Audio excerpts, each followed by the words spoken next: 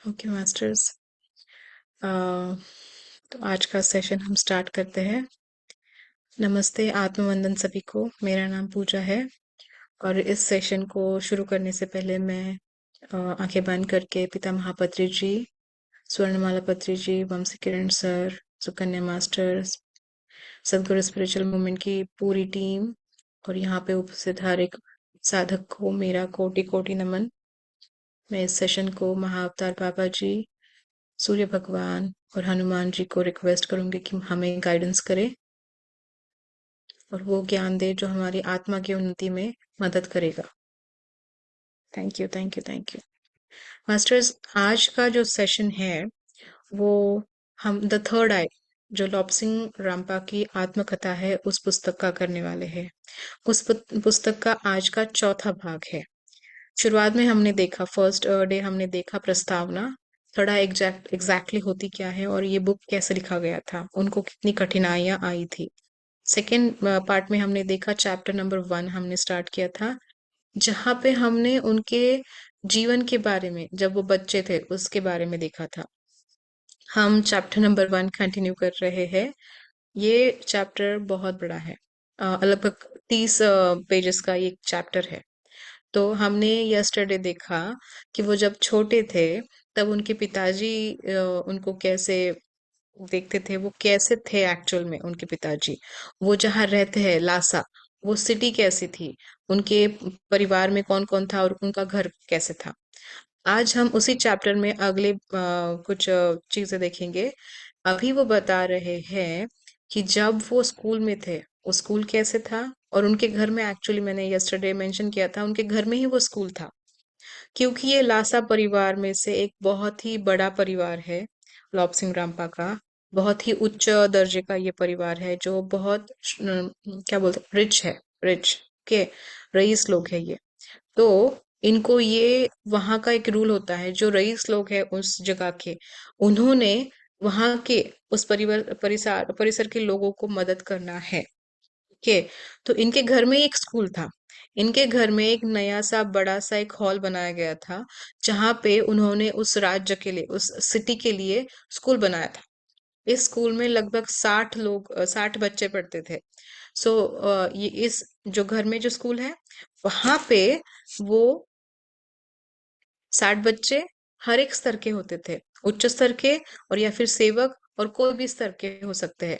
तो हर एक बच्चे को, हर एक इंसान को वहां पे बहुत ही अच्छे तरीके से वो ट्रीट करते थे। उसमें कोई भेदभाव नहीं होता था। भेदभाव सिर्फ होता था उनकी भाषा में।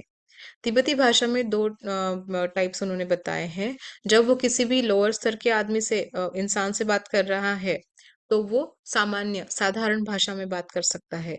लेकिन अगर वो उच्च स्तर का, उनके सेम लेवल का है या फिर उनसे भी बड़ा है, तो वो उनसे बात करने की एक डिफरेंट टेक्निक है। The way they talk with them is different. वो सम्मानजनक भाषा में ही बात करना है, जैसे राजा महाराजा से बात करते हैं, आदरता से। ओके। वो आप सामान्य रूप से बात नहीं कर सकते हैं वहां पे। ओके।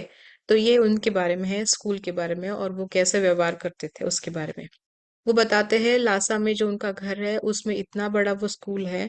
और वहाँ एक चीज मैंने यस्टरडे भी बताई कि उनको बच्चे, जब वो बच्चे के आयु में होते हैं या फिर वो एक नौजवान के आयु में होते हैं, यंग अडल्ट के आयु में, तब उन्हें बहुत ही स्ट्रिक्ट ट्रेनिंग दी जाती है, ताकि वो जब बड़े हो जाए, एग्जीक्यूटिव पोस्ट पे आ जाए कुछ संभालने के लिए, तो वो नम्रता से और प्यार से संभाल पाए, वो समझ पाए कि लोगों में कितनी तकलीफें होती है, उनको कैसे हैंडल करना है। तो यहाँ पे स्कूल में जैसे हमने देखा है इंडिया में बचपन में, ये भी लोग फर्श पे बैठते थे आलती पालती करके। ओके, यहाँ पे उनके पास बेंचेस तो थी, लेकिन बेंचेस पे बच्चे नहीं बैठते थे, टीचर्स बैठते थे, और नीचे ये बच्चे बैठते थे। इनको टीचर्स के तरफ देखने का वो अलाउड नहीं था। उनको टीचर्स की तरफ पीठ करके बैठना था स्कूल में, क्योंकि टीचर कभी भी आके आपको देख सकता है पीछे से, आपको पता ही नहीं टीचर आ रहा है। तो इतनी कठोर थी ये उनकी ट्रेनिंग कि उन्हें हमेशा उस पर ध्यान देना पड़ता था कि टीचर क्या सिखा रहा है, अदरवाइज उनको पनिश किया जाता था।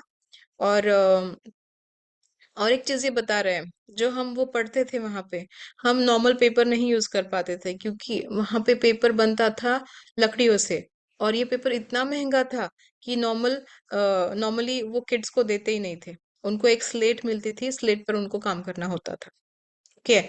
वो बता रहे हैं कि लासा जो एक परिसर है, जो एक जो सिटी है, वो सी लेवल के 12,000 फीट ऊंचाई पे है, माउंटेन पे है, वहां पे स्थित है, वहां पे लोकेटेड है। तो वहां पे बहुत सारी चीजें इजीली मिलती नहीं थी। जो ये लकड़ियां यूज करते थे बहुत सारी चीजों के लिए, वो भारत से आती थी, क्योंकि जो तिब्बत में लकड़ियां होती है वो एकदम स्ट्रेट एंड स्मूथ नहीं होती है। तो वो भारत से लकड़ियां इंपोर्ट करते थे, एंड देन उसको यूज करते थे डिफरेंट डिफरेंट चीजों में। जो भी अभी तक पढ़ा है मैंने चैप्टर 1 में मास्टर्स, उसमें बहुत सारी चीजों के लिए वो लकड़ियां ही यूज करते हैं। वो लकड़ियों से अपना पेपर बनाते हैं, लकड़ियों से स्लेट बनाते हैं, प्लेट्स बनाते हैं, खाने के लिए जो भी बर्तन होते हैं वो भी बनाते हैं। ओके। तो आगे बता रहे हैं कि जैसे ये पढ़ाई करते हैं वैसे वो खेलते भी बहुत है। जैसे पढ़ाई में वो कठोर है, खेल में भी बहुत कठोर है। ये बताता है पढ़ाई में मुझे अंक गणित बिल्कुल पसंद नहीं था, लेकिन उनकी बहन यशोधरा इसमें माहिर थी, उसे बहुत अच्छा लगता था गणित।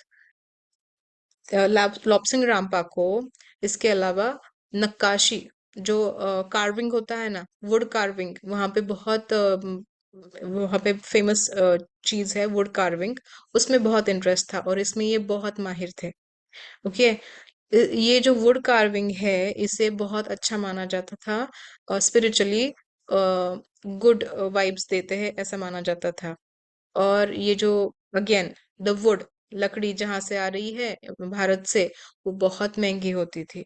तो ये जो वुड कार्विंग होता है वो बहुत महंगा टाइप ऑफ वो क्राफ्ट है उनके लिए। वहां पे बैम्बूज होते हैं तिब्बत में। ओके, बैम्बूज जो होते हैं वो बहुत सारी चीजों के लिए यूज करते हैं, वो खाना खाने के लिए, बनाने के लिए वगैरह। ये एक उन्होंने एग्जाम्पल दिया है, बैम्बू के उसके अंदर वो चीज बनाते थे, पनीर पनीर बनाते थे एक्चुअली, जो खाने में वो यूज कर सकते हैं। और चीजें बता रहा है कि घरों पे, घरों की दीवारों पे और स्कूल में उन्हें एक चीज, एक नियम होते थे कि वो गाने की तरह बोलते थे वो नियम। उनके तिब्बत में ये नियम है, जो गाने की तरह स्कूल में भी बोला जाता है, और तिब्बत में हर एक घर के वॉल पे लिखा जाता है बाहर से, कि वो रीड कर पाए और उसको फॉलो कर पाए। ये उन्होंने नियम ऐसे बताए हैं, गाने के रूप में बोलते थे। भलाई के बदले भलाई करो, भले लोगों से मत झगड़ो, धार्मिक पुस्तकों को पढ़ो और उन्हें समझो, अपने पड़ोसियों की सहायता करो, अमीरों को समझ और समानता सिखाने के लिए नियम कठोर बनाओ, गरीबों को करुणा दिखाने के लिए नियम नरम रखो, अपने ऋणों को शीघ्रता से चुकता करो। ये नियम सभी जगह पे लिखे हुए हैं। तो इसीलिए वो बोल रहे हैं कि ऐसा हो ही नहीं सकता कि कोई भूल जाए, ये you have to follow all these rules. कि अच्छाई के बदले अच्छाई करो, अच्छे लोगों को मदद करो, उनसे झगड़ा मत करो। बुक्स पढ़ो, बुक्स पढ़ो और समझो उसमें क्या लिखा है, उसमें क्या मैसेज है आपके लिए। अमीरों को, जो भी उच्च घरों में उच्च शिक्षित घरों में है या फिर उच्च दर्जे के घरों में है, अमीर घरों में है, उनको कठोर शिक्षा दो। उससे क्या होगा, उन्हें समझ में आएगा कि दर्द क्या होता है, पेन क्या होता है, राइट। समझ पाएंगे वो संवेदना। गरीबों को करुणा से, प्यार से, नरमी से बात करो, उनको भी सम्मान दो। ठीक है, तो भेदभाव नहीं करना है यहाँ पे। कठोर शिक्षा से उन्हें वो समझ में आएगा कि गरीब लोग कैसे जी रहे हैं। और उसके बाद बताते हैं ऋणों को शीघ्रता से चुकता करो। कोई भी ऋण है, पैसे का है, काम का है या फिर किसी भी प्रकार का है, आपको उसका ऋण चुकाना ही पड़ता है। वो शीघ्रता से करो। ओके, बहुत अच्छे नियम है।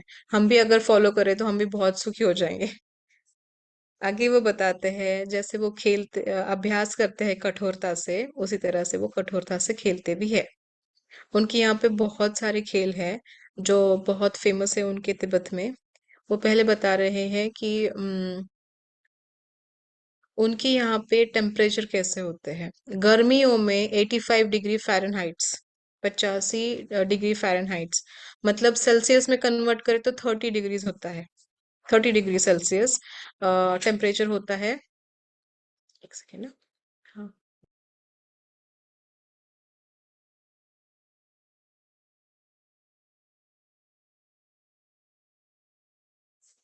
ओके। 85 डिग्री फ़ारेनहाइट्स मतलब होता है 30 डिग्री सेल्सियस। गर्मियों में डे टाइम में 30 डिग्री होता था। और गर्मियों में ही रात के समय ऑलमोस्ट 4 डिग्री तक जाता था वो टेम्परेचर, ऐसे बोल रहे हैं। तो गर्मियों में जो खेलते थे वो था पतंग। पतंग उनके खेलना बहुत फेमस गेम है वहाँ का। उसके अलावा वहाँ पे आर्चरी, आर्चरी मतलब तीरंदाजी, जो बाण और वो लेके खेलते हैं ना। क्या बोलते हैं उसे, हिंदी में नहीं पता, लेकिन धनुष बाण शायद हिंदी में भी बोलते हैं। वो सब खेल के, वो खेल का एक भाग था उनके। ओके, क्योंकि ये सारे तिब्बती लोग बुद्ध है, राइट, बुद्ध कम्युनिटी से बिलोंग करते हैं, इसीलिए वो किसी भी प्राणी को निशाना नहीं पकड़ते हैं जब वो खेल रहे हैं। इस ये आर्चरी खेल रहे हैं या फिर पतंग खेल रहे हैं, उसमें किसी भी जीव को हानि ना हो इसका ध्यान रखा जाता है। ओके, तो ये क्या करते थे, किसी ऐसे वस्तु को, फ्रूट्स को या फिर किसी और चीज को निशाना रखते थे और उसको वो आर्चरी खेलते थे उसको लेके। अ, बहुत बार तो जो बहुत अच्छे आर्चरी में निपुण है, वो लोग पोनी जो होता है हॉर्स, उस पर कुछ रखते थे। जब वो पोनी ऐसा जंप कर रहा है, छलांग लगा रहा है, उस पर की चीज को टारगेट करते थे, निशाना लगाते थे। So this is about archery, the game archery they use to play. वो खेलते थे वहां पे। उसके बाद वो बताते हैं कि जो पतंग खेलते थे ना, वो पतंग उनका फेमस गेम है। वो राज्य गेम, मतलब स्टेट का उनका वो फेमस गेम है। और उसके लिए वो खुद पतंगे बनाते थे। वो बांस की लकड़ियाँ, बैम्बू लकड़ियाँ से और रेशमी लाइक सिल्क का कपड़ा लेके उसको बनाते थे। और ये पतंग छोटे से लेके बड़े से बड़े इंसान भी बनाते थे। और वो 8-9 फीट बड़े होते थे बहुत बार, त्रिकोण आकार के। ओके, और वो बताते हैं पैरों में। हाँ, और एक गेम बता रहे हैं कि पैरों में वो लकड़ी बांधते थे, हैवी हैवी कुछ बांध के वॉक करते थे। वो भी एक गेम है। वो रेस लगाते थे पैरों में, बड़ी सी कुछ चीज रख के, हैवी चीज रख के वो रेस करते थे। ओके, तो this is about the games boys use to play. Boys खेलते थे ये सारे मोस्टली गेम। लड़कियां क्या खेलती थी, लड़कियां वो शटल कॉक होता है, he is saying shuttlecock, लेकिन वो होता है अ, अ, हिंदी में लिखा है चिड़िया बल्ला, मतलब गुलेर। गुलेर होता है ना, गुलेर खेलती थी लड़कियां। वो बोलते हैं कि लड़कियां स्कर्ट पहनती है हमारे यहाँ पे, स्कर्ट एंड ब्लाउज, क्योंकि वो गुलेर खेल रही है, उनको परमिशन थी वो स्कर्ट को ऊपर बांधने की। इतना सब कुछ उन्होंने एक्सप्लेन किया है। कि घुटनों तक उनको वो बांधने की परमिशन थी। और वो गुलेर खेलती थी। वो जो उनको मिल रहा है टारगेट, वो कर रही है गुलेर से। वो जब नीचे आता था तो वो उसको किक करके फेंकना है, ऐसा कुछ गेम है उनका। They use to play like that. और जैसे मैंने बताया, पतंग उनका राष्ट्रीय गेम है। वो इतना डेंजरस भी बन जाता है धीरे धीरे। बचपन में जब वो पतंग उड़ाते हैं, तब वो एक खेल खेल की तरह दिखा जाता है। लेकिन बड़े होके वो क्या करते थे, 7-8 फुट बड़े पतंग बनाते थे या फिर उससे भी बड़े। और उसकी एक रस्सी अपने कमर में बांधते थे, पोनी पे बैठते थे और पतंग को उड़ाते थे। और धीरे धीरे पतंग जितना ऊपर जा रहा है, उतने वो भी पोनी को छोड़ के ऊपर जा रहा है हवा में, उस पतंग के साथ। जब वो पतंग अचानक से नीचे आ जाएगा, कोई उसका रस्सी काट देगा। राइट, पतंग जब खेलते हैं तो कोई रस्सी काट देता है, राइट, चुराने के लिए पतंग। तो वो इंसान धड़म करके नीचे आ जाता है। इसमें उनको लग भी जाता है बहुत ज्यादा। ओके, अगर वो माहिर है, वो ट्रेन्ड है पर्सन इसमें, तो वो अच्छे से लैंड करेगा उस जब वो पतंग कट जाएगा। अगर वो नहीं है तो वो जान भी गंवा देता था। इस तरह से वो डेंजरस गेम खेलते थे। तो ऐसे ही इन्होंने भी ऐसा ही किया। वो खेल रहे थे, ट्रेनिंग तो मिली थी, अच्छे थे। लेकिन इस बार इतने जोर से वो गिरे कि एक किसान के खेत में जाके गिरे। किसान के खेत में एक ऐसा बड़ा सा होल था पानी का, उसमें जाके गिर गए। लेकिन जब वो आ रहे थे तब उनकी वजह से उस किसान के खेत में जो भी था वो नुकसान हो गया। Okay masters. तो इसके लिए किसान उन्हें गुस्से में लेके पिताजी के पास लेके गए। पिताजी और भी गुस्से में आ गए। तो अब उन्हें पनिशमेंट के तौर पे वो मिला कि उनके खेत में जो भी चाहिए, वो ये 6 साल के बच्चे भी नहीं है, उनके खेत में जो भी चाहिए उनको मदद करना है। इस छोटे से बच्चे को ये पनिशमेंट है उनको। So it's kind of a training कि अगर आपने गलती की है उसको सुधारना भी आपका काम है। आप नो मैटर कि आपके पास कितना पैसा है, आप किस फैमिली से आए हो, पनिशमेंट है तो कठोर मिलेगी। ये बच्चा 6 साल का भी नहीं था, लॉप्सिंग रामपा, कुछ होगा 6 साल से कम, 5 इयर्स और समथिंग। तब उनको खेत में कठिन परिश्रम करके उन्हें ईंधन भी देना पड़ा था इस बच्चे को।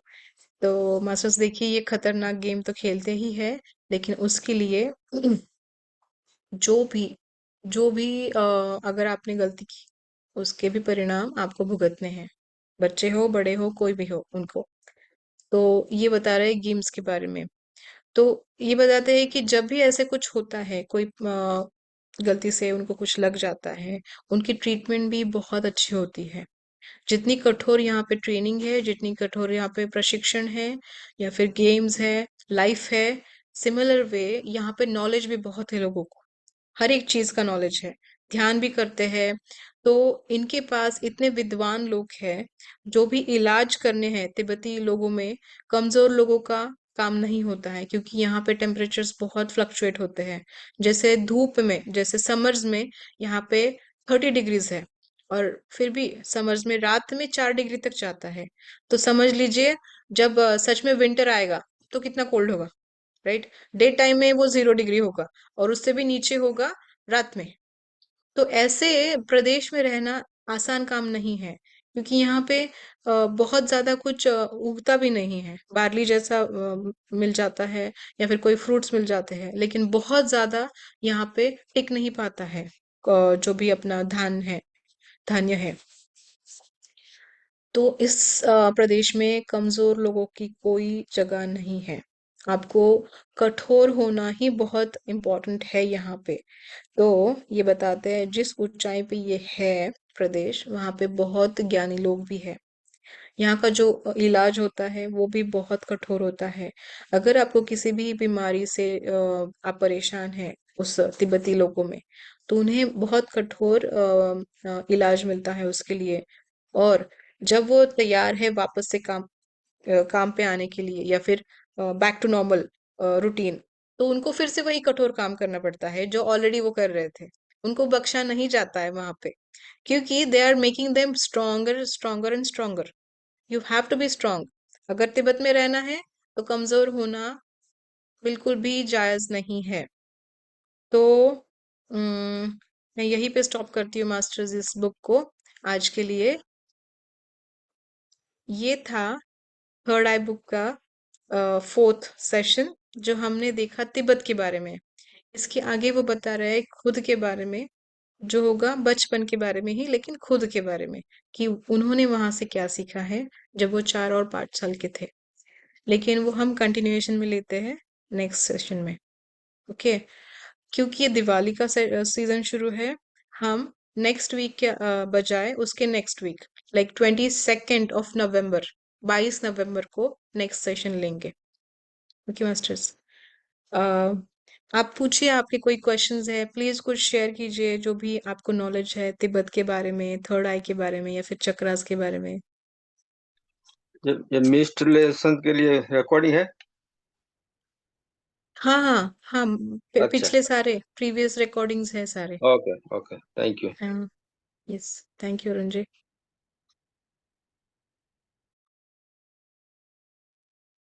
या तिब्बत लोग जब गए तो अच्छा। अभी दैट एनर्जीज मुझे अभी महसूस हो रही हैं। दैट इज व्हाई इवन मेरा पौनी का राइडर है, वो लोग आए।